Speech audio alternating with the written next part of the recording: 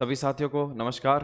मेरे ख्याल से अब लगभग आप सभी तैयार हो गए होंगे अपना एडमिट कार्ड लेके एक तरह से रण में उतरने के लिए अपने एग्ज़ाम के लिए।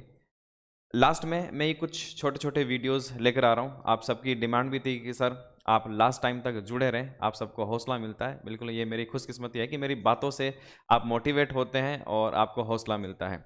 छोटे वीडियो इसलिए बना रहा हूँ क्योंकि लास्ट टाइम पर एक लॉन्ग वीडियो आपके इतना ज़्यादा हेल्पफुल भी नहीं रहेगा और छोटी-छोटी बातें कुछ होती हैं तो मैं आपको छोटे वीडियो के थ्रू मैं आपको बता सकता हूँ। सबसे जुड़ना एक पर्सनली जुड़ना तो बहुत मुश्किल होता है पर शायद वीडियो तक आपके साथ ही आसानी से बातें पहुँच सकती हैं।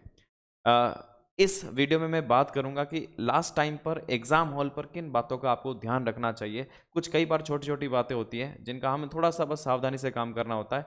तो वो स बहुत अच्छी तैयारी होने के बाद भी कई बार होता है कि हम छोटी-सी गलतियाँ कर देते हैं और एग्ज़ाम से बाहर हो जाते हैं। छोटी-सी गलती भी कई बार भारी पड़ जाती है क्योंकि कई बार हम 1, 2, 5 नंबर से भी पीछे रह जाते हैं। तो किन बातों का ध्यान रखना उस पर हम बात करेंगे। छोटी-सी बातें हैं लेकिन कई बार बहुत इम्पोर्टेंट ये बात हो जाती है। सबसे पहले तो मैं जो पिछला वीडियो मैंने बनाया मैं उस पे बात करूँगा। कुछ साथी ये कह रहे थे कि सर पिछला वीडियो में जो आपने टारगेट दिया जनरल मेल कैंडिडेट का वो बहुत ही ज़्यादा बता दिया। मैंने 155 सवाल करने के लिए कहा था कि 155 सवाल तो बहुत ज़्यादा हो जाते हैं। 310 मैंने एक तरह से बताया था। देखो मैंने ये सारी चीज़ें जो बताई थी वो पिछले पेपर के अनुमान के आधार पर बताई कि पिछले पेपर की कट ऑफ क्या रही थी और इस बार क्या रह सकती है। उसमें भी आपने अगर ध्यान दिया तो मैंने आपको ये बताया कि आपको प्लस 10 सवाल मैंने 10 सवाल की बात की थी, 10 सवाल आपको ज़्यादा लेकर चलने चाहिए। हालाँकि 10 सवाल भी एक तरह से बहुत ज़्यादा हो जाता है, 10 सवाल का मतलब होता है 20 नंबर, है ना? तो मैंने 20 नंबर ज़्यादा लेकर चले थे। कोई बात नहीं देखो 20 नंबर ज़्यादा इसलिए लेकर चले थे अगर आप ज़्यादा का टारगेट रखोगे, तो आप ज़्यादा करके आओगे। अगर मैंने पहले ही कम का टारगेट दे दिया तो आपके लिए थोड़ा-सा मुश्किल हो सकता है, ठीक है? तो अब ये 20 नंबर कम भी आते हैं, तो भी संभावना है कि आप इस एग्ज़ाम को क्लियर कर लेंगे और मैंने वो फाइनल क्लियर करने की बात की कि यहाँ से आप फाइनल क्लियर कर लेंगे। एग्ज़ाम तो आप बहुत आसानी से क्लियर कर लेंगे। मैंने आपको बताया कि 210 नंबर से भी ज़्यादा आ जाते हैं तो एग्ज़ाम क्लियर कर लेंगे जनरल कैटेगरी के होते हुए भी। बाकी कैटेगरी के तो और भी नंबर कम आएँगे, ठीक है? तो अब इस बात से आपको ज़्यादा स्ट्रेस लेना नहीं है। 859 पोस्ट ये केवल 859 लोगों को ही लेना है तो कट ऑफ तो थोड़ी-सी ज़्यादा जा सकती है। बाकी ये सारी चीज़ें डिपेंड करती है कि पेपर कैसा आएगा। अगर पेपर पिछले से हार्ड लेवल का आएगा तो कट ऑफ ऑटोमेटिक कम चली जाएगी। तो पेपर करते समय आपको ये ध्यान देना है कि ये पेपर का स्टैंडर्ड कैसा है, आपकी तैयारी से बहुत ज़्यादा आ रहा है, पिछले पेपर के लेवल से बहुत ज़्यादा आ रहा है, तो ऑटोमेटिक वो सवालों की संख्या थोड़ी-सी कम हो जाएगी। ठीक है, पेपर का लेवल आसान है तो हो सकता है कि उससे भी ज़्यादा सवाल आपको करना पड़े, तो उसको लेकर आपको ज़्यादा चिंता नहीं करनी है, डीमोटिवेट नहीं होना। अब लास्ट टाइम पे जब एग्ज़ाम आ गया है, मैं आपको कहूँगा आपको स्ट्रेस में तो बिल्कुल भी नहीं रहना चाहिए। आपने जितनी तैयारी करी है, वो इनफ है, उस तैयारी के साथ एग्ज़ाम में जाइए। मेरी बहुत सारे जो टॉपर्स कैंडिडेट है वो लगातार मेरे कांटेक्ट में है। मेरी उनसे बात रहती है, टॉपर कैंडिडेट है बिल्कुल, अपनी टेस्ट सीरीज़ में टॉपर आ रहे हैं, मैं मानता हूँ कि वो एग्ज़ाम में भी बहुत अच्छे रैंक के साथ सेलेक्ट होंगे। मैं उनसे भी बात करता हूँ तो वो भी यही बात करते हैं कि सर टेंशन हो रही है। इसका मतलब देखो आप तैयारी थोड़ी-सी कम है, किसी की बहुत ज़्यादा है।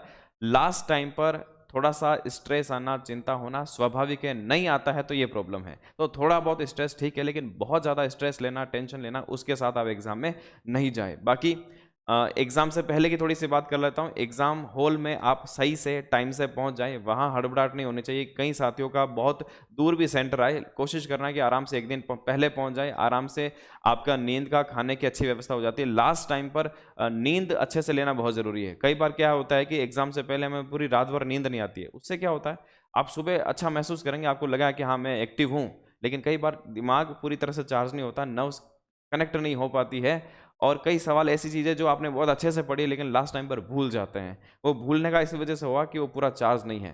तो लास्ट टाइम पर ये लालच मत करना कि मैं 6 घंटे थोड़ा-सा ज़्यादा पढ़ लेता हूँ, आज थोड़ा-सा कम सो लेता हूँ।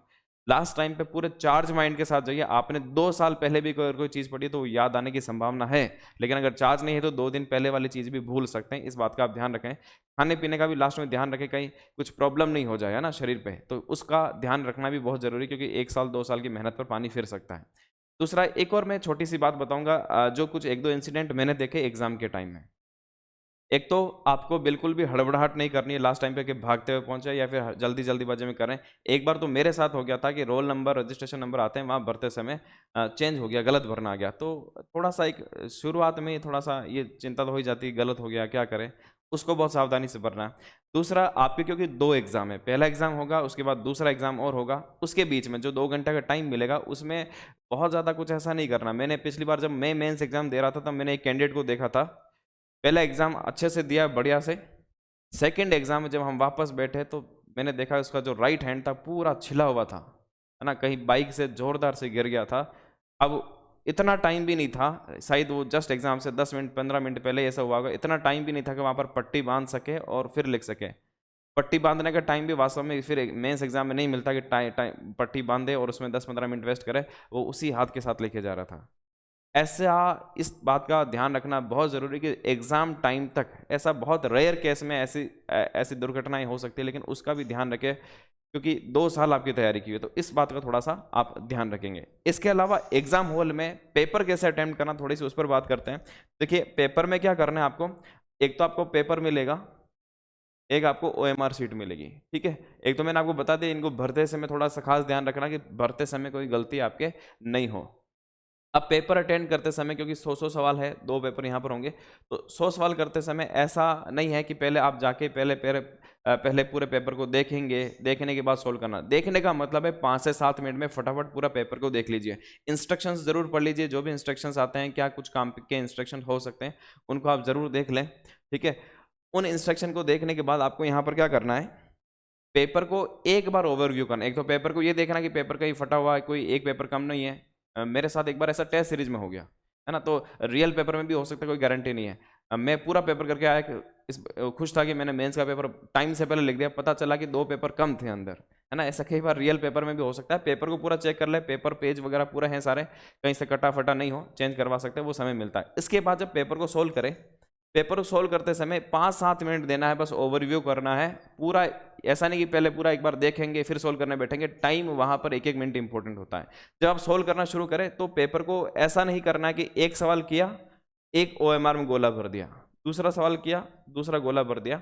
ये सामान्यतः एक अच्छा तरीका नहीं माना जाता है कि एक सवाल देख रहे हैं, एक सवाल पे OMR शीट पे भर रहे हैं, दूसरा सवाल कर रहे हैं, दूसरा आप OMR शीट पे भर रहे हैं। क्योंकि जहां तक लगता है आपका पेपर भी RS की तरह मिक्स क्वेश्चन ही आएंगे, ऐसा नहीं आएगा कि सब्जेक्ट वाइज। अपनी टेस्ट सीरीज में तो पार्ट वाइज बांट रखा था, लेकिन जरूरी नहीं आपके पार्ट वाइज सारे सवाल मिक्स में आएंगे। तो ऐसा आप बांट नहीं सकते कि पहले मैथ्स कर लूँ या मैथ्स बाद में करूंगा, है ना। आप तो सवाल करते जाएं, ये जरूर कर सकते हैं, मैथ्स रीजनिंग सवाल आए तो आप बाद में करना चाहे तो बाद में कर सकते हैं। बाकी जीके के सारे सवाल जो भी आए वो साथ साथ करते जाए, सवाल देखते जाए करते जाए, सवाल देखते जाए करते जाए। अब कैसे करना है इसमें, OMR शीट साथ में नहीं भरे, OMR शीट आप बाद में भरें। क्यों, क्योंकि इसमें ज़्यादा टाइम लगता है। कई बार एक सवाल करना, फिर OMR शीट भरना, फिर दूसरा सवाल करना, OMR शीट भरना, इसमें आपका लास्ट में 10 से 20 मिनट का फर्क पड़ सकता है।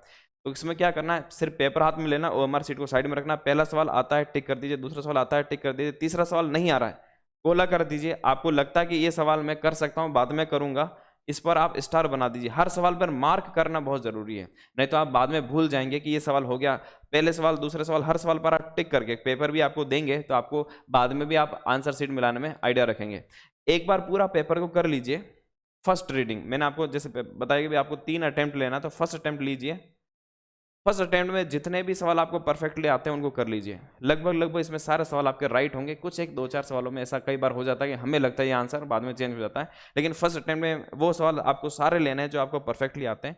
फर्स्ट अटेम्प्ट आपने लिया और उस फर्स्ट अटेम्प्ट को ध्यान रखना है कि 15-20 मिनट आपको लगेगा।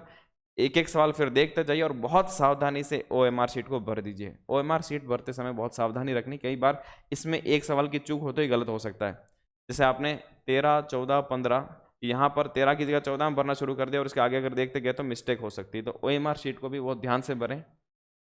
वहाँ कई बार होता है, सीन होता है, ब्लेड वगैरह आपको अवेलेबल करा देते हैं अगर गलती हो जाती है, पर ऐसा सीन नहीं रखना, वो ज़्यादा टेंशन क्रिएट करता है, ठीक है। तो OMR शीट को 4 गोले होते हैं, भरते समय बहुत ध्यान रखना कि 4 गोले में कई बार ABCD में C भरना होता है, D में भरना जाता है, C में भरना होता है, B में भरना जाता है।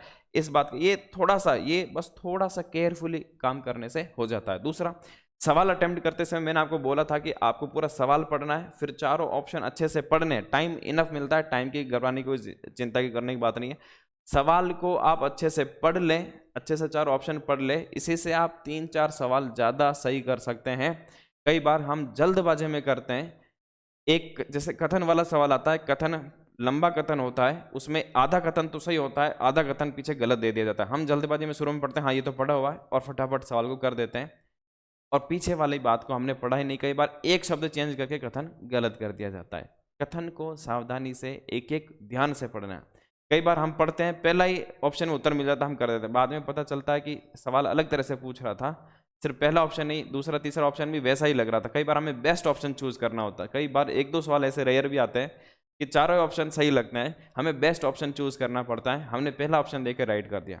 तो सवाल को और ऑप्शन को सही से ढंग से पढ़ना है, फिर आपको यहाँ पर सोल्व करना है पेपर। तो ये कुछ बातें हैं जिनका आपको एग्जाम हॉल में, खास तौर पर कोई बहुत बड़ा एग्जाम ऐसा नहीं कि बहुत कोई बहुत बड़ा एग्जाम आप देने जा रहे हैं, सिंपल सा है, बस रिलैक्स होकर जाना है, पेपर देना है, खत्म करके वापस आ जाना है। ठीक है, लास्ट में मैंने कहा हड़बड़ाहट नहीं करनी है, नींद का और डाइट का बहुत अच्छे से ध्यान रखना है, खुद पर कॉन्फिडेंस पूरा रखना है। अगर आप, मैं कहूँगा आप शांत चित्त से जाए, टेंशन के साथ जाएंगे तो थोड़ा सा टेंशन क्रिएट होगा। शांत मन के साथ जाए और पूरे कॉन्फिडेंस के साथ जाए, आपने बहुत अच्छी तैयारी करी है और उसका रिजल्ट आपको मिलेगा, परिणाम आपको मिलेगा। परिणाम के बारे में अब आपको चिंता करने की ज़रूरत नहीं है। अगर आपने काम अच्छे से किया है, तैयारी अच्छे से की, तो उसका परिणाम डेफिनेटली आपको वहाँ पर मिलेगा। कॉन्फिडेंस के साथ आपको जाना है, अब ज़्यादा स्ट्रेस रखने की ज़रूरत नहीं है। अगर कोई सवाल नहीं आ रहा है, अगर कोई सवाल नहीं आ रहा तो मानकर चलिए कि आपने बहुत अच्छी तैयारी करी, आपको नहीं आ रहा, तो मैक्सिमम कैंडिडेट्स को सवाल नहीं आ रहा है। तो एक दो सवाल नहीं आता है, 10 सवाल नहीं आते, तो उसे ज़्यादा चिंता करने की ज़रूरत नहीं है। बाकी आप बहुत अच्छा करेंगे।